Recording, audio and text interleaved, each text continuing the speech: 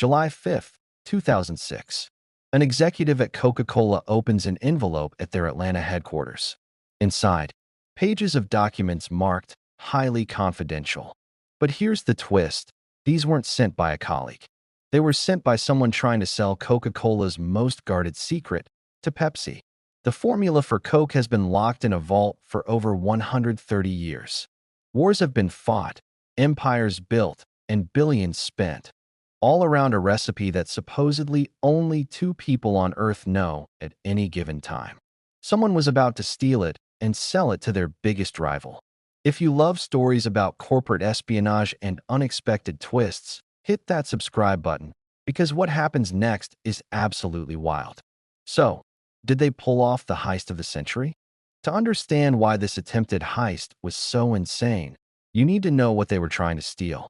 The Coca-Cola formula, officially called Merchandise 7X, isn't just a recipe.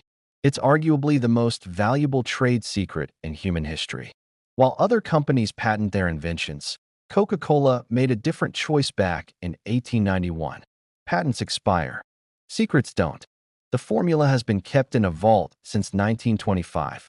For 86 years, it sat in a SunTrust Bank vault in Atlanta. In 2011, they moved it to the World of Coca-Cola Museum, where it sits today in a massive steel vault that looks like something from a heist movie. But here's what's crazy. That's all just theater. The real security isn't the vault. It's the system. Allegedly, only two people know the complete formula at any time, and their identities are never revealed. They're not allowed to fly on the same plane. The formula is divided into components, manufactured in different facilities, and only combined at the final stage. No single bottling plant has ever seen the complete recipe. Some say this is all marketing hype. Maybe it is. But the company has turned down billions in buyout offers that would require revealing the formula. They've faced lawsuits demanding disclosure. They've never broken. Now, back to 2006. Her name was Joya Williams. She worked as an executive administrative assistant at Coca-Cola's headquarters in Atlanta. Not a scientist, not an executive, an assistant, but she had access. See, at massive corporations like Coke, assistants often see everything. They organize files, handle confidential documents, coordinate between departments. They're invisible until they're not. Williams had a problem, debt. And she had an idea. What if the one thing Pepsi couldn't buy could be stolen? She recruited two accomplices, Ibrahim Dimson and Edmund Dehaney. The plan was simple, or so they thought. Steal documents and product samples from Coca-Cola. Contact Pepsi. Sell them for millions. Disappear into the sunset. In May 2006, they made their move. Williams began smuggling documents out of the office, formulas for new products in development, classified marketing strategies, and samples of unreleased beverages. This wasn't just the original Coke formula, but everything Coca-Cola was working on for the future. She stuffed papers into her bag. She used her access to photocopy confidential files. She even took actual product samples from the development labs. Then, Dimson did something that would seal their fate. He wrote a letter. The letter arrived at Pepsi headquarters in Purchase, New York. It was addressed to high-level executives and claimed to offer very detailed and confidential information about Coca-Cola's operations. Put yourself in Pepsi's shoes for a moment. Your rival for over a century. The company you've been battling in the cola wars since the 1970s. Someone just offered to hand you their deepest secrets on a silver platter. What would you do? Here's what Pepsi did. They called Coca-Cola. I know. Insane, right? Your biggest competitor, the company you've spent billions trying to outmaneuver, just got offered the keys to your kingdom, and they immediately told you about it. But here's why. Pepsi's executives understood something crucial. If they took that information, even looked at it, they'd open themselves up to catastrophic legal liability. Trade secret theft isn't just illegal, it's corporate suicide. Every product they launched afterward could be challenged. Every marketing campaign questioned. The lawsuits would never end. Plus, and this is the brilliant part, by reporting it, Pepsi became the good guys. Instant PR win. Pepsi does the right thing, protects rivals' secrets. That's worth more than any stolen formula. So Coca-Cola got the call, and they immediately contacted the FBI. Now, the FBI could have just raided Williams's home, arrested everyone, and called it a day. But they saw an opportunity for something bigger. They decided to run a sting operation. An undercover FBI agent posed as a Pepsi executive interested in buying the stolen information.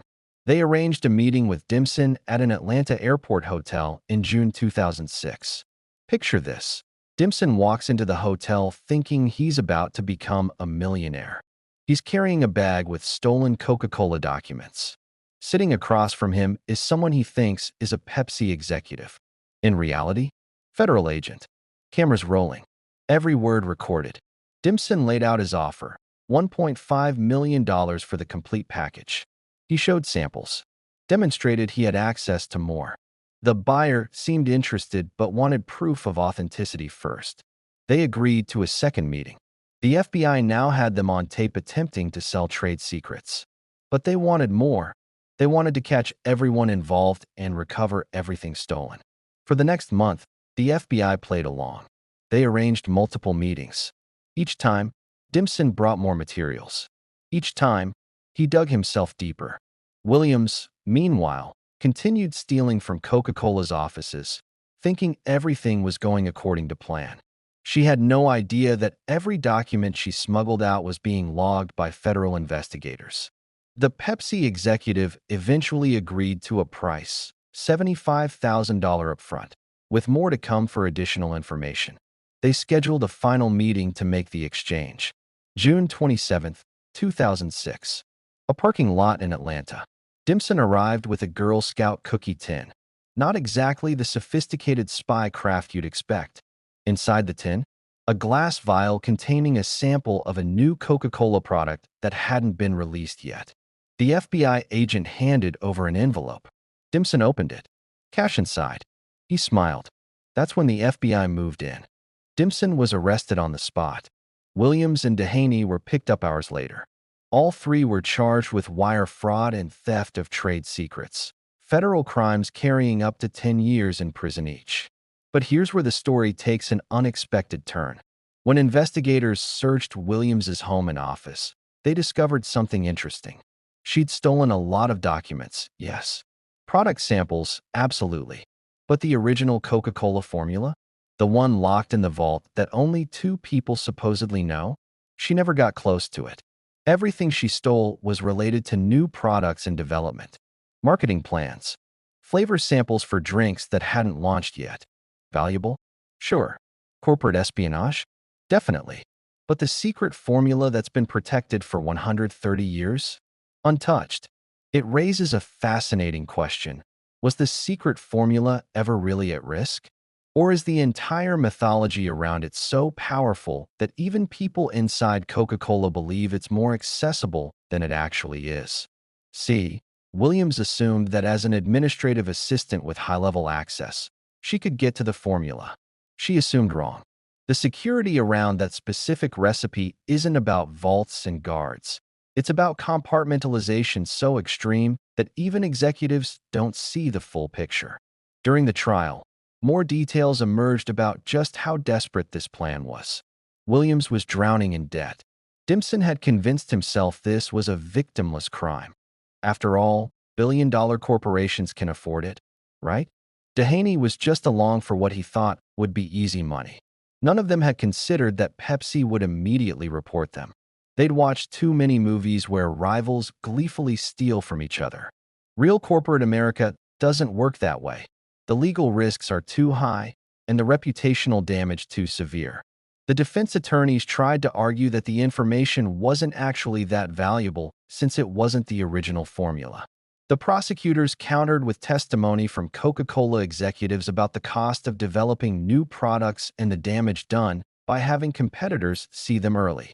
Think about it. Coca-Cola spends millions developing new flavors. If Pepsi sees them 6 months before launch, they can rush competing products to market, adjust their own strategies, or even launch spoiler campaigns. The theft might not have been the original recipe, but it was still worth millions. There's also the human element. Coca-Cola employed these people, trusted them. And they betrayed that trust not for some noble cause, but purely for money. Corporate espionage isn't Robin Hood. It's just theft with bigger numbers.